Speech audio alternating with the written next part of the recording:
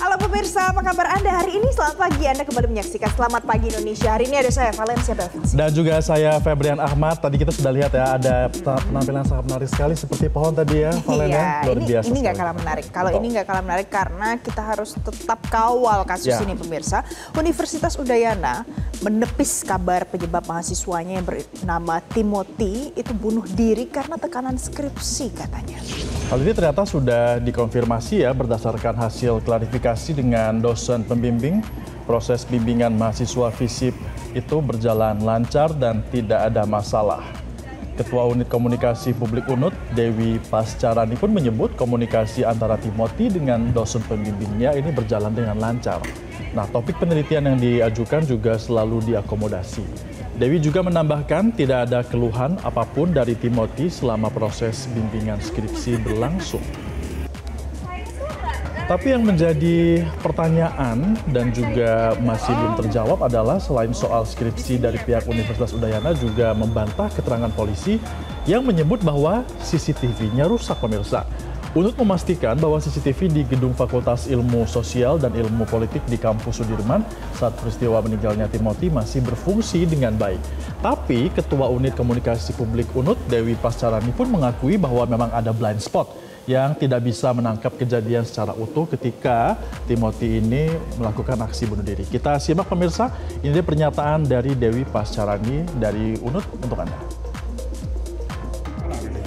Itu kepolisian yang bilang. Iya.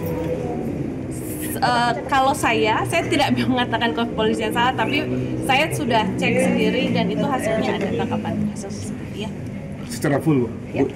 Jadi saling bantah ya, kalau kemarin polisi bilang ternyata CCTV-nya rusak, tapi pihak kampus bilang nggak rusak, melainkan ada blind spot. Jadi yang mana yang benar Valen ya? Nggak tahu, kita tunggu nanti ya. Pemirsa, selanjutnya saya punya informasi lain. Berikutnya adalah soal progres pemerintah melakukan dekontaminasi pencemaran radiasi cesium-137 di Cikande. Nah, upaya ini sepertinya tidak mudah karena penyebarannya mulai dari kawasan industri ternyata sampai ke permukiman. Semakin jauh ya perluasannya. Betul, Febrian.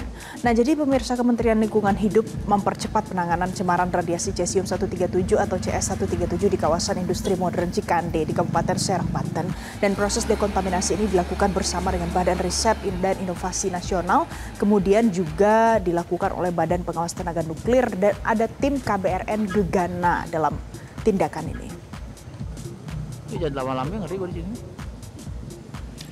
Dan pemirsa, Deputi Bidang Pengendalian Pencemaran dan Kerusakan Lingkungan Kementerian Lingkungan Hidup, Rasio Rido Sani mengatakan bahwa dekontaminasi dimulai dari pemetaan hingga mitigasi kedalaman di area yang terpapar radiasi.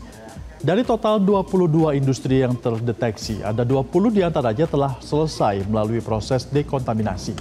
Sementara itu, 2 sisanya masih dalam tahapan pembersihan. Selain di kawasan industri, tim gabungan juga menemukan cemaran radiasi di area permukiman warga.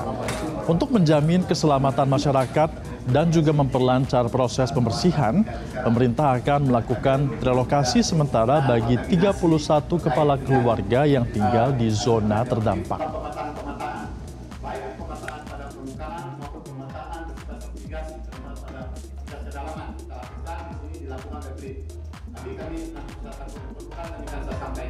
Namun pada hari ini kita ingin menyatakan progres kerja di lapangan yang dilakukan oleh KBRN, dilakukan oleh